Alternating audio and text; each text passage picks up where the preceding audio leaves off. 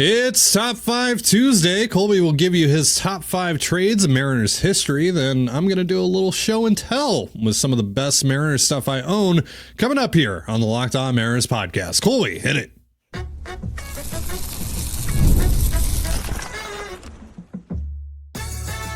You are Locked On Mariners, your daily Seattle Mariners podcast. Part of the Locked On Podcast Network, your team every day. Ahoy, sailors. It is Tuesday, November 26, 2024. This is Taddy Gonzalez and Colby Patnode for the Locked On Mariners podcast, part of the Locked On Podcast Network, your team every day. It's Top 5 Tuesday. The wheel has commanded Colby to give you his top 5 trades in Mariners history. Well, I'll be doing a little show and tell with the top 5 Mariners things I own. We do have some coaching staff news to go over, but we'll do that on tomorrow's show. Not much turnover in that regard, which is pretty interesting. We talked a little bit about that because I was already kind of put out there by Ryan Divish. But now that it's official, we'll talk about that a little bit more on tomorrow's episode. But before we get into our top 5 list, shout out to our title sponsor today, Gametime. Download the Gametime app, create an account, and use the promo code LOCKEDONMLB. That's LOCKEDONMLB for $20 off your first purchase. And if you want to hear from me and Colby even more and help support the show, check out our Patreon. All you have to do is click the link in the description of this episode. So, top 5 trades in Mariners history. This is a top 5 Tuesday topic that is right up your alley, Colby. The wheel knew exactly what you would want to do here. You were even hoping for it. Once I started spinning the wheel, you were like, yeah, give me that. So, before we get into your top 5, do you have any honorable mentions to go over? Sure. How about we start with one that maybe some people might be expecting on the list, but didn't make my cut. How about trading Randy Johnson, which was terrible and ownership's fault 100%, which led to the strained relationship we currently have with the best pitcher in franchise history. But how about trading him 2 months of him for Freddie Garcia, Carlos Guillen, and John Halama, who were all key cogs of those early 2000s Seattle Mariners teams. That one was a pretty good trade. How about the time Jerry DiPoto acquired Mitch Haniger and Gene Segura for Taijuan Walker and Ketel Marte. Marte eventually blossomed into the best player in that trade, but that was a very even swap, and it helped both teams. And obviously Haniger is a fan favorite still to this day. And Segura, they got 2 really good seasons from him, and then were able to flip him for another fan favorite, JP Crawford. So how about the Segura for Crawford trade is a good one. How about the Luis Castillo trade just from a couple of years ago? That one worked out really well for the Mariners. How about this one? Almost made my list. It was probably number 6. How about trading Austin Nola for Ty France, Andres Munoz, Taylor Trammell? I'm surprised that didn't make it. It didn't. And maybe the Ty France recency bias is stronger there. Sure. But yeah, I mean, like Jerry's made some bangers. It's funny because like 3 or 4 years ago, I actually wrote a top 10 Mariners trade article when I was writing for Soto, which I don't know how long ago that was now, 5 years. And I had the Jared Kelenic trade. Whoops. Great process behind that trade. Didn't really work out that well for the Mariners. So yeah, there are a lot of fun trades in Mariners history. Most of them bad. If this was a top 5 Mariners bad, like worst Mariner trades of all time, we might have to extend it into 2 episodes because holy cow, there were some mistakes. That'd be a very difficult list to put together. Down to 5. There were mistakes made in the mid 90s. And then there were mistakes made in the mid 2000s that. Oh boy. There's been a few oopsies in the DiPoto era as well, especially in the first half. Yep. Oh yeah. First couple years, definitely. Yep. Yeah. So, Gino trade might have to go on there. Yeah. I mean, I was thinking more like Taylor for Zach Lee. That as well. Yeah. I don't know if like obviously statistically the speaking, David Freddie Phelps Peralta, trade. The Freddie Peralta for Adam Lynn trade. But again, like I don't want to like be too critical of like good process, just bad results. Because Freddie Peralta, when you traded him, he was nothing. He wasn't even the prize of that deal. He was a throw-in, and good for Milwaukee for turning him into like a number 2 starter. But there have been a lot of bad ones, but there's also been some good ones, including some for some franchise icons. Was Pablo Lopez in the David Phelps deal? Or was that the D Gordon deal? I believe it was Phelps, because I think Nick Knight for D Gordon. Right. That ended up pretty much being a nothing trade for both teams. So woof. All right. Well, enough about bad Mariners trades. Let's talk about some good Mariners trades. Number 5 on your list. What is it? Yeah, number 5 had so many moving pieces that I only wrote down what the Mariners gave up and what they got. It was probably Jack Zarenzik's best moment as the Mariners general manager. A Jack Z trade to kick things off here. And it happened in his first winter. It was all downhill from here. But the Mariners traded Sean Green, J.J. Putz, who's coming off of a fantastic 2-year stretch, and Jeremy Reed, plus a player named Luis Valbuena. Maybe you remember him. But in return, they got this is why I wanted the graphic, by the way. They got Mike Karp, Ezekiel Carrera, Indy Chavez, Mikel Clato, Aaron Heilman, Jason Vargas, and Franklin Gutierrez. So they traded Sean Green, middle reliever at the time, Jeremy Reed, failed prospect, and J.J. Putz, coming off of 2 fantastic seasons, never really recaptured that magic after he left Seattle. Still solid career afterwards, but he was not an elite closer. And they turned that into Jason Vargas and Franklin Gutierrez as the prizes, in addition to getting some quality production from Mike Karp for a little bit and Indy Chavez. It was a 3-team deal. I think, with Cleveland and New York. Yes, there was 14 players. The amount of players on that deal. The Mariners walked away with absurd. 7 of them. It's like a Fan Fiction Friday trade. It is. It is one of the biggest trades in Major League Baseball history in terms of number of players involved. 14 players, 7 of them go to the Mariners. 2 of them, Jason Vargas, the Mariners got 4 really good years out of Vargas as kind of a mid-rotation starter. And then they traded him for Kendrys Morales. Right. Yeah. And then they got Franklin Gutierrez, who I don't know if you guys remember early Goody before the injuries really took on. Best defensive center fielder in baseball. I think he had a 6-win season in his first full year in Seattle. Like it was 5-6 wins. He started to hit. That was kind of the thing. He was a great defender who couldn't hit. He hit in Seattle. He hit for Seattle.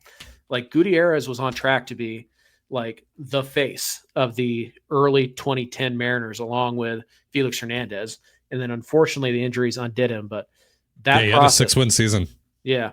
That process of selling high on your closer and getting a mid-rotation starter and an all-star gold glove, maybe even platinum glove type of center fielder out of that.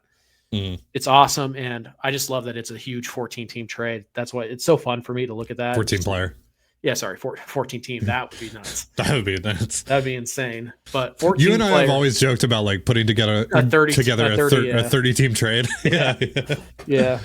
But yeah, that one's number 5 for me just because it's so fun and it's a little bit over like I think people forget about that one because there's no franchise icons that came that way. But again, Vargas was really good, and I think Franklin Gutierrez would have been that type of franchise icon if he had been if he didn't have the unfortunate health issues. So I just threw that on there because I don't think we talk about that enough, and I thought that would be fun to go stroll down memory lane. That's the one I almost bumped for the Ty France trade, Andres Munoz trade, but I feel like we've talked about that one a lot over the years. So number 4. Yeah, number 4,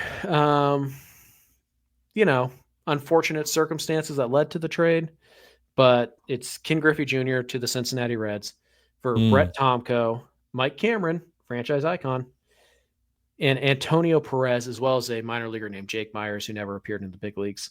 So this one is obviously painful that Griffey literally quit on you and demanded a trade and said he would only go to one team.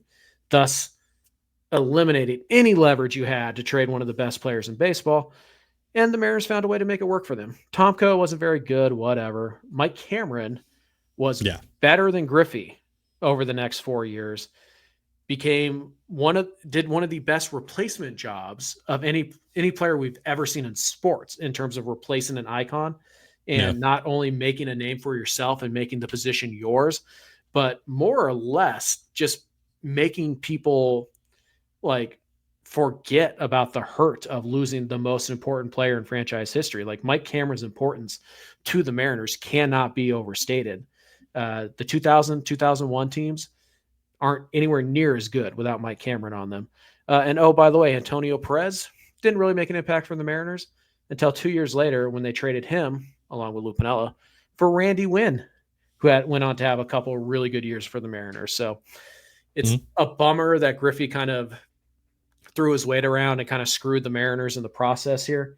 But Cammy coming in and taking over and not only, filling in admirably, but actually playing better than Griffey would over the next 4 years is absolutely insane. And it really set up, the best run in Mariners history. Those 4 consecutive 90-win seasons, 2 playoff appearances, and of course the big 116-win season in 2021. None of that happens without Mike Cameron. So that's a trade that, again, unfortunate circumstances forced it to be so, but credit to the Mariners for finding a way to actually get better after trading the best player in their franchise's history. All right. So that's number 5 and number 4. We'll get into your top 3 in just a moment. But first, a reminder, this episode of the Locked On Mariners podcast is brought to you by Ibotta and Gametime.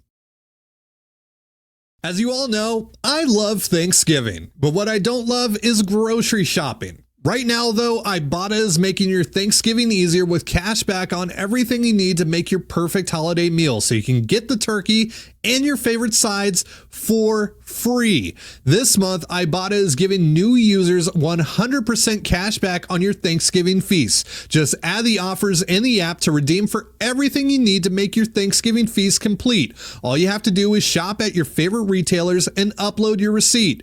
Download the Ibotta app now and use the promo code LOCKEDONMLB. That's LOCKEDONMLB to get 100% cash back on your Thanksgiving feast starting November 1st. Just go to the App Store or Google Play Store and download the free Ibotta app and use the promo code LOCKEDONMLB. That's IBOTTA in the Google Play or App Store and use the promo code LOCKEDONMLB. So I used to live in New Mexico, and down in New Mexico, there are 0 pro sports teams, and a lot of bands and artists that I listen to skip going there more often than not. So when I moved to Toronto, where there's a baseball team, a basketball team, a hockey team, even a soccer team, and there's great music being played every night in the city, I was right in my element. When I want to catch a ball game or my wife and I want to see a band, I always get my tickets through Gametime. And that was the case well before Gametime sponsored our network and before I even joined the network, because it is truly the best ticketing service out there, hands down. I truly believe that. And now it's getting even better thanks to Gametime Picks. Gametime Picks filters out the fluff to show you only incredible deals on great seats, so you don't have to waste time searching through thousands of tickets. I can just go on the app, it'll show me the best deal right away, it'll show me the exact view I'll have, and most importantly, it'll tell me exactly what I'm going to pay with Gametime's all-in pricing, so there are no annoying little fees that pop up at the last second. Take the guesswork out of buying tickets with Gametime. Download the Gametime app, create an account, and use the promo code LOCKEDONMLB, that's LOCKEDONMLB, for $20 off your first purchase. Terms apply. Again, create an account and redeem promo code LOCKEDONMLB for $20 off. Download Gametime today. What time is it? Gametime. And you're listening to the Locked On Mariners podcast. It is Top 5 Tuesday. Colby has given you his top 5 trades in Mariners history. Just went over number 5 and number 4, and we'll get back into his list here in just a moment. But first, hey, we're running a giveaway. You probably already know about that, but if you don't, Colby's going to tell you all about it right now. Right. So like most of our giveaways, this is a tier listed giveaway that is based on our YouTube subscriber count. So very simple to enter. Subscribe to the YouTube channel. and leave a comment on this or any other video from last week or this week, and you'll be entered to win. That's all you have to do. And so far, we've already committed to giving away this Mitch Haniger autograph card. Again, sorry about the glare, but gotta trust me on that one. Here's Andres Munoz autograph card. These will be given away sometime next week. So those are already cinched.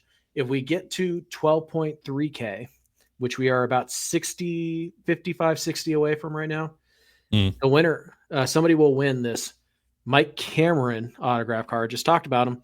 Yep. Somebody will win this card, and Ty will have to reach into his wallet and give that person a $25 gift card to Simply Seattle to get you some Mariners swag. Take my money. Yeah, fake Canadian money. It's not Monopoly money, I swear. Here's literally $25. There you go. Boom. If we get to 12.4K, somebody is going to walk away with this beautiful autographed and numbered Victor Robles card. I want that card. I guess you better start making those fake accounts then. Don't do that. No. That would be terrible. That would be really bad and wrong. Caroline, my wife, Caroline, she commented on the episode yesterday. So technically she could win for me. I mean, I don't think technically she can.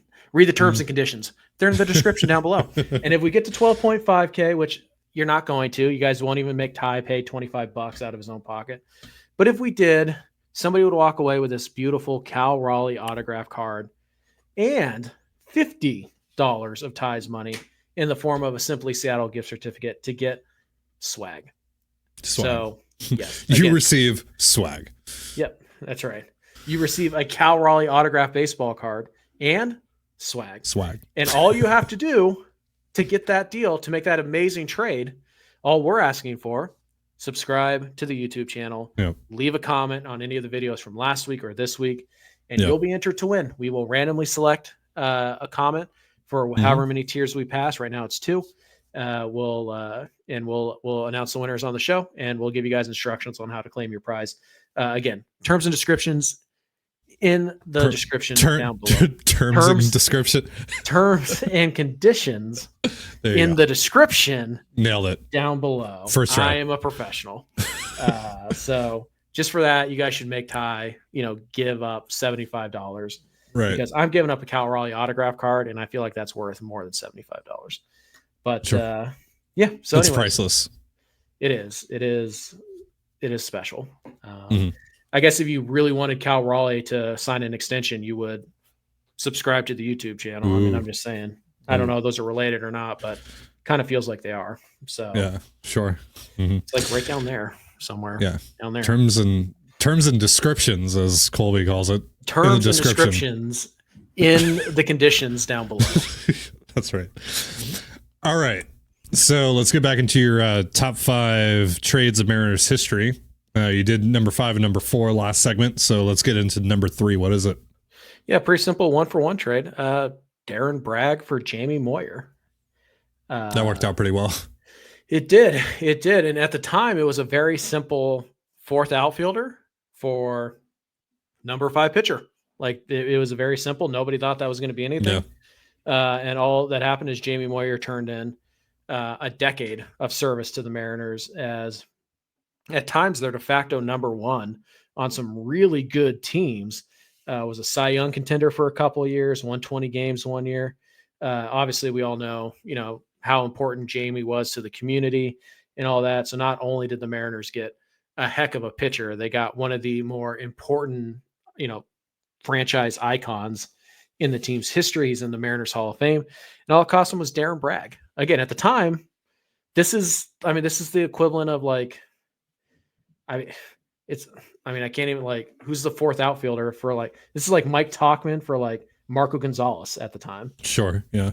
And it turns out Jamie Moyer actually, was a late bloomer, so to speak, and became a Cy Young contender for a couple of years. Well, the other 10 years of his tenure were highly productive as well. And again, just a franchise icon, and obviously the kind of the aura of Jamie Moyer pitching until he was 47, 48. It's just an awesome trade. There's no way it's not in the top 5. My guess is, and I don't know because I didn't rank them in this way. My guess is if you look at WAR given up and WAR received, this is probably, statistically speaking, the best trade in Mariners history. That would be my hunch.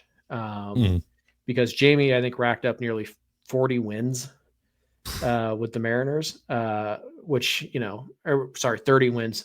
But yeah, it's just a great trade. Like, it is an old school baseball trade. And you're talking about WAR, not pitcher wins, to be clear.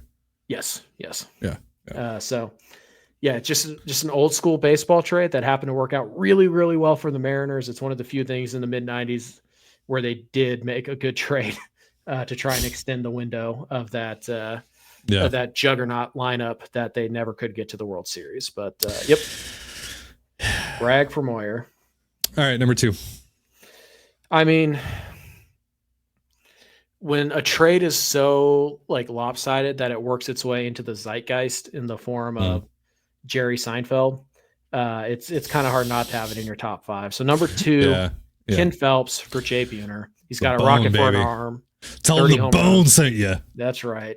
Another trade where you traded somebody who after he left was nothing. I think he ended up with negative WAR, and he played for a couple more years for Phelps. You traded that guy for a franchise icon, a team Hall of Famer, a guy who stood out in the middle of a lineup that included at times Edgar Martinez, Alex Rodriguez, Ken Griffey Jr. This guy was right there. Don't forget Tino Martinez as well. Jay Buhner, getting him for essentially nothing was really something. And it's they almost traded Ken Phelps for, I believe Roberto Kelly was the guy. That was the choice they had. And they ended up choosing Buhner. And they chose right. They chose wisely there. And Buhner becomes a major cog of that the mid 90s offense that is just an absolute juggernaut. Like the mid 90s Mariners offense is the equivalent to the Mariners pitching staff, like starting staff today. Like it was insane. And Buhner's just in the middle, hitting 30, 40 home runs, won a couple of Gold Gloves, kind of the vocal leader of those mid 90s clubhouses as well. So yeah, it's an absolute no brainer. Again, when it's so bad that Seinfeld decides that they have to comment on it's a joke they can make at the expense of Steinbrenner. That's how bad the trade was. It's going to be in the top 5, right? So whether it's 2 or 5 or 1, whatever, great trade, worked out gangbusters for the Mariners, and is forever cemented in the zeitgeist as just an awesome baseball trade that the Mariners made at the Yankees' expense. And yeah, I think doing it, getting one over on the Yankees, I think that makes it a little bit sweeter too. Yeah, absolutely. All right. Number 1. What is the best trade in Mariners history? Yeah. The big unit. He was in the honorable mentions. He's back as the best trade in franchise history. I typically the difference between 1 and 5 for me, it's pretty negligible. I don't really care that much about the ranks. The ranks are more or less meaningless. It's just about talking about the top 5, whatever. Sure. This one seems like number 1 to me by a wide margin. Mark Langston and Mike Campbell went to the Expos. The Mariners received Randy Johnson, Brian Holman, and Gene Harris. By the way, Holman was really good until he got hurt. So he is an underrated part of this trade. He's actually, I think in 2 seasons, he produced 8 wins, WAR. And then he got hurt. Almost had the perfect game, ironically broken up by Ken Phelps with 2 outs in the 9th. But obviously the big price here, Randy Johnson. Langston was a great pitcher for the Mariners, and he had a great career. But the Expos got 2 months out of him before he became a free agent. The Mariners got Randy freaking Johnson, Hall of Famer, probably the best left-handed pitcher in baseball history. And while he didn't really break out he broke out initially with the Mariners, and then it just turned out there was another gear to Randy Johnson, even though he was like 33 years old when he left Seattle. It turns out there was another gear layer to find, and that's when he became the best of all time. But he's still, to me, the best pitcher in Mariners franchise history. He's the big unit, just dominating stuff. If they had gotten him more help in that rotation, in that bullpen in the mid-90s, it's hard to imagine that this team wouldn't have won at least 1 World Series with him. Just absolute, utter dominance. He's him from the left side, Pedro from the right in the 90s. Good Lord. Like, just I'll throw this fastball behind you. I don't care. I'm going to intimidate you. You're not going to dig into the box against me, and then I'm going to strike you out and make you look stupid. And he did that for a decade until the Mariners screwed it up and tried to make him the bad guy and then traded him. But Randy Johnson for Mark Langston, no-brainer. Yeah. 2 months of a star for 10 years of a superstar, no-brainer. Yep. Yeah, and 100%. Glad it worked out. Randy wasn't Randy yet, so it was a bit of a risk. But in this case, the Mariners' cheapness, knowing they weren't going to re-sign Mark Langston, actually worked in their favor. They were able to get a guy who turned into a superstar. So good for them. Well, there you have it. Top 5 trades in Mariners history, plus some honorable mentions. Mm-hmm. Now it's my turn. The wheel has determined that I do a little show and tell on today's show. I'm going to Darren brag, if you will, and show you the top 5 Mariners things I own in just a moment. But first, a reminder, this episode of the Locked On Mariners podcast is brought to you by FanDuel. Get ready to tackle the NFL action with FanDuel, America's #1 sportsbook, because right now new customers can bet $5 and get $150 back in bonus bets if you win. The FanDuel Sportsbook app gives you everything you need to place live bets on the NFL all in one place. So when you get a hunch in the middle of the game, you can check out the latest stats, view live play-by-play, and so much more on the same page where you place your bets. Just visit FanDuel.com to join today. You'll get started with $150 in bonus bets if you win your first $5 bet. That's FanDuel.com. Never waste a hunch and make every moment more with FanDuel, an official sportsbook partner of the NFL. And you're listening to the Locked On Mariners podcast. This is Top 5 Tuesday. Colby just gave you his top 5 trades in Mariners history. Now we get to the, as we call the Ed Helms section of Top 5 Tuesday, where we do a less serious topic. And the Ed Helms determined that today I will be doing a little show and tell. I will be listing my top 5 Mariners things I own. So let's get into it. I could go over honorable mentions, but whatever. He number only has 5 things. Right. Number 5 is kind of more of like an all-encompassing thing. I have a lot of bobbleheads, so couldn't really just pick one, but I picked this one. This is Felix Hernandez. I believe this is 2007, 2008, maybe. Felix hadn't made his debut yet. He made his debut in 2005. Oh, yeah. Sorry. What the hell? For some reason, 2009 was in my head. I'm like, no, that doesn't make sense. Okay, there are terms and descriptions. Yeah. It's one of those days, guys. It's one of those days. So the reason that I picked this, a listener of ours actually sent this. I don't know if they want us to say who they are or not, so I'll leave them anonymous. Is this the same listener who sent you the other thing that's definitely on your list? No, but that thing is also on my list. So anything from this guy. Hey, you got that one like big haul of cards, remember, from one of our patrons? That was pretty sick. I was pretty jealous of that. Yep. But the reason that I wanted to put this on here was like I wasn't expecting this. I had actually there was another thing that we had been talking about, and he threw some other stuff in here for me, including this bobblehead, and I thought that was sick. And the reason that I put it on here really is because it's just kind of representative of, I don't know, having the work that we do kind of being recognized and seeing people appreciate it enough to give us stuff like this. This is awesome. This is something that I have on my own. This was really cool and unexpected. I don't even know if you can buy this specific bobblehead on eBay or anything like that right now. So that was dope. Yeah, I mean it's always touch and go on the bobblehead stuff. But hey, speaking of freebies, I've been known to throw in a freebie or two in my prize giveaways. So there we go. Somebody out there might be walking away with a Tommy Malone card autographed. I have an extra. I think people are going to unsubscribe now. Well, that's not. I have a Harold Ramirez autograph card for some reason. You were preparing for the Mariners to land him, weren't you? No, I ordered a card for my Jerry DePoto binder, which some of you guys may or may not know what that is. Yeah. I'm not going to explain it. You can just figure it out. Sure. I ordered like Jacob something. He was an outfielder for the Cubs. And the dude just sent me that card. And I'm like, this isn't what I ordered. Cool. You want me to send this back to you? And he's like, nah, I'll just send you the right card. Don't worry about it. A lot of bonus gifts. Yeah. A lot of bonus gifts. Yeah. All right. So let's get into number 4. Okay. There isn't really an order to this. Yeah, it's kind of like whatever. It's kind of like you said with the trades. It's if there was a specific order, I would let you guys know. Like the Randy Johnson trade is number 1 because I think it is the best. But the 14th player trade or whatever, it's number 5 just because I felt like it was number 5 that day.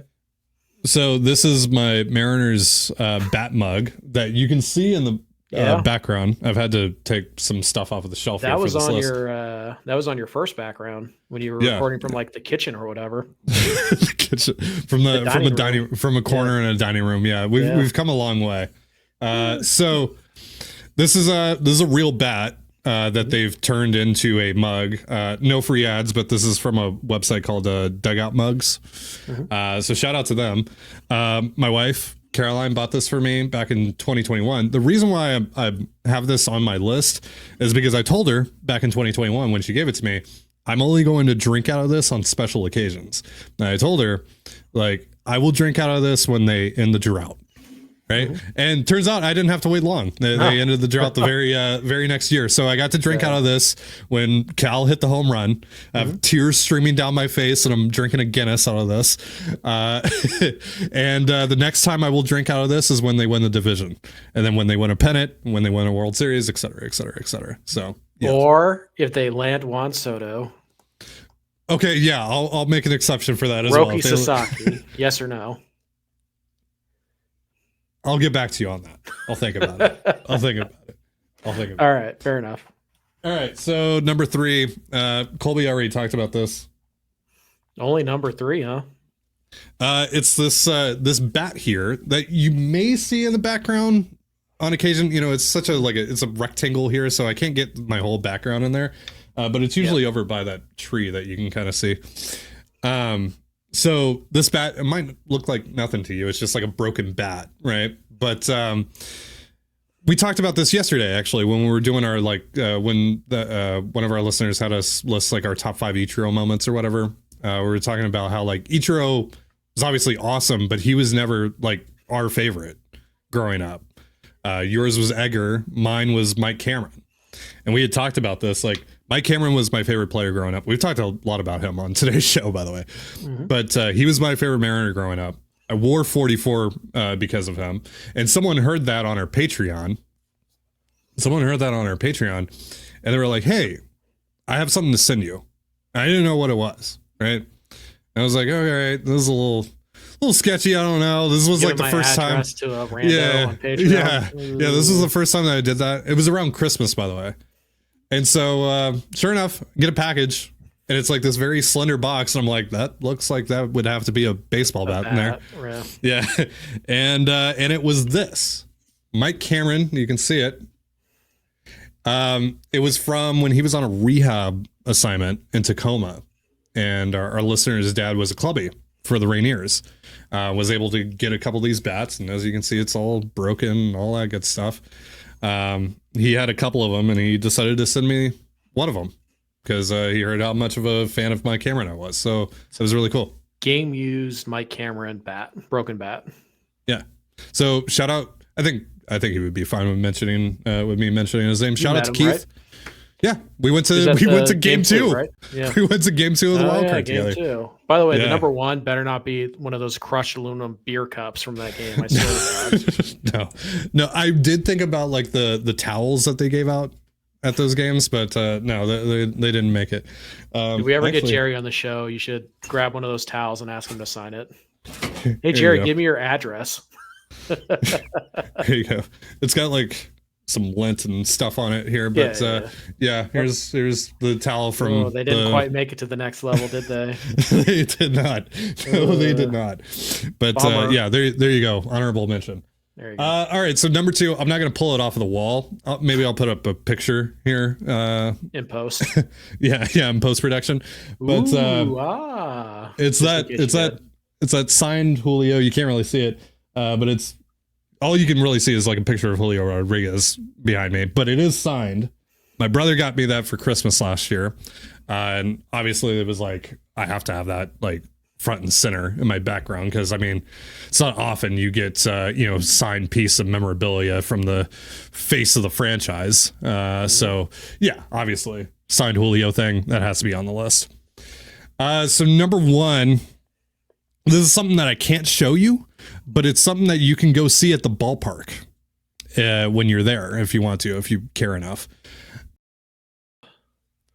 This is something that technically my family owns. It's not just something that I own, but really it's like my dad and I are the only Mariners fans in our family. So back when they were building Safeco, now T-Mobile Park, of course, they were selling bricks to people. And for my parents' anniversary, my mom bought my dad a brick out in left field. I believe ours is specifically behind the visiting bullpen. And it just says the Gonzalez family on that, but they've given me like the proof of sale or whatever you would call it. So I have that in my possession. Not going to show you that because it has information on it. But yeah, I technically own a piece of T-Mobile Park. So that has to be number 1 on the list, right? Do you technically own it? Because I'm thinking... I believe I'm entitled to have it. With a chisel, they're going to stop you. Oh, probably. But I believe if they ever knock down the stadium that I am entitled to have the brick. Sure. So, yeah. There you go. Knock down that stadium and put one of those new fancy toaster stadiums that are going up everywhere. Just ugly, no personality. Ugh.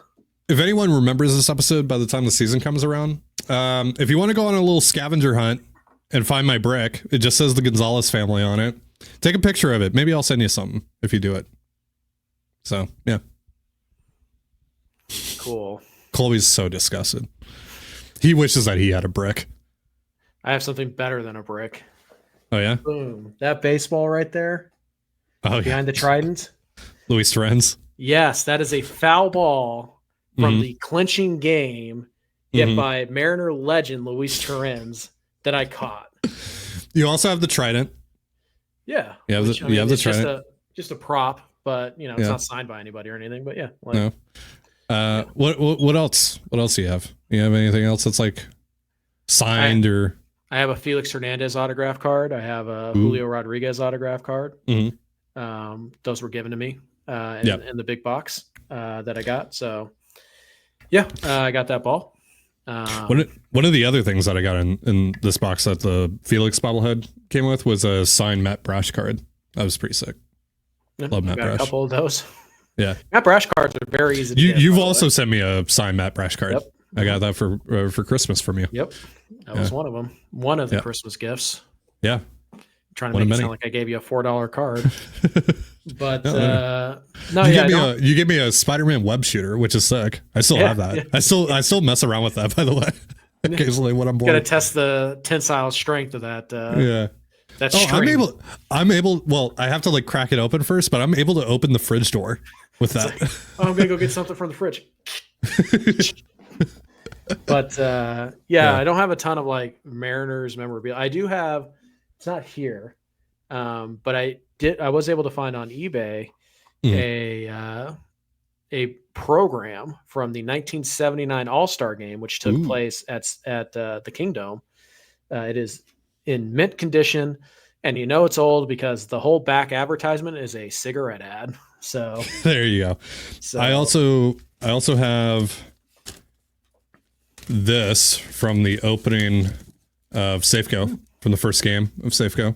Nice. I believe Art Teal is on here somewhere. Yeah. Picture of young Art Teal. Yeah. Like, is there like a artifact that exists that you would like to have? Ooh. Like if you could just have it for free, that would be your first choice. You have to know it exists though. Like just anything in like Mariners lore. Sure, anything related to the Mariners. The bat that Cal used to end the drought. Yeah. I mean, that's how about something that like you could actually like purchase though? Oh, okay. Like, for sure. I don't know. That's a good question. Yeah. Remember we had Pim Murphy on the show? No. Okay, well, we had Pim Murphy on the show like 2 years ago because he was doing a auction and he was auctioning off some of his teammates' stuff. He had like JP's like cleats on there and like a helmet, like a helmet on there. I would have bought that, but that was like $800 for a helmet. Yeah. And I'm like, yeah. Like cleats would be really cool because they're easy to display and everything too. But that stuff gets really, really expensive. So. Yeah, I think for me it would be a jersey. It would be like a signed jersey. It would be like signed Julio or Ichiro or Cal or someone like that. Pretty cool. And I know they're out there. I don't know if they're like anybody's actually selling theirs or whatever.